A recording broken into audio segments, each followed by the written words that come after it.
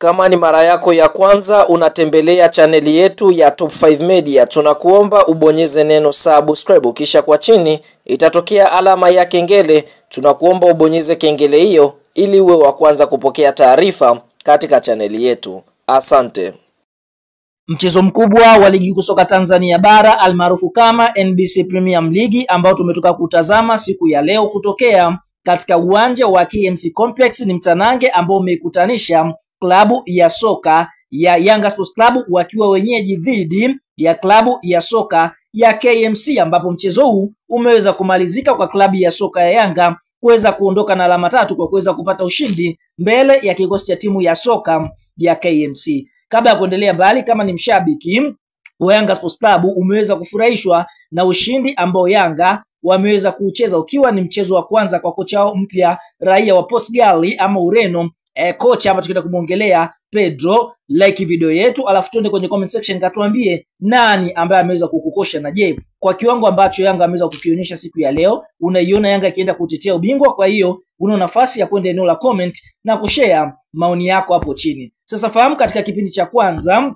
mechi ilikuwa ni ngumu kwa upande wa Yanga dhidi ya KMC kwa sababu nashuhudia kupitia dakika ya 23 klabu ya soka Yanga Sports Club ndio waliokuwa kwanza kupata bao katika dakika 23 kupitia kwa Max Nzengeli, pia akipokea pasi safi iliyopigwa na Pacome Zouzoua. Lakini tunashuhudia kabla ya kwenda mapumziko dakika ya 30 kupitia kwa Darwesh Saliboko, basi kwa upande mwingine akaweza kuisawazishia klabu ya soka ya KMC, na mpaka mwamuzi wakati anapuliza kipenga chake kuashiria mapumziko, basi Young Africans kwa upande mwingine na KMC walikuwa sare ya bao 1-1. Katika kipindi cha pili Young Africans wakaendeleza msako huku KMC nao pia wakifunguka. Tunashuhudia katika dakika 73 kutokana na pasi iliyopigwa na Israel Patrick Mwenda V-pass ikakwenda kumkuta Pacome Zouzoua, mchezaji ambaye alitengeneza bao la kwanza, basi kwa upande mwingine Pacome akaweza kuiandikia klabu ya soka ya Yanga bao la pili. Lakini tunashuhudia katika dakika ya 81 klabu ya soka Yanga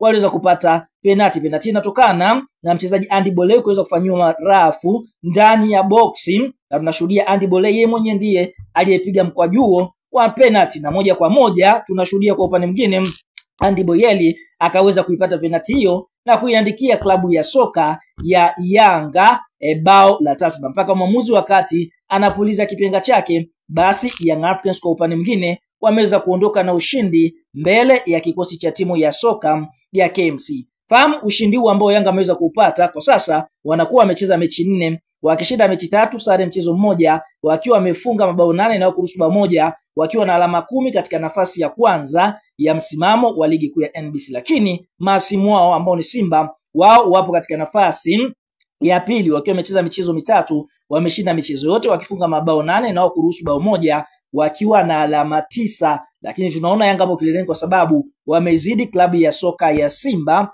mchezo mmoja. Kwa hiyo vita ya ubingwa imenoga kweli kweli msimu, hususan jinsi vilabu hivi ambavyo vinacheza katika msimu huu.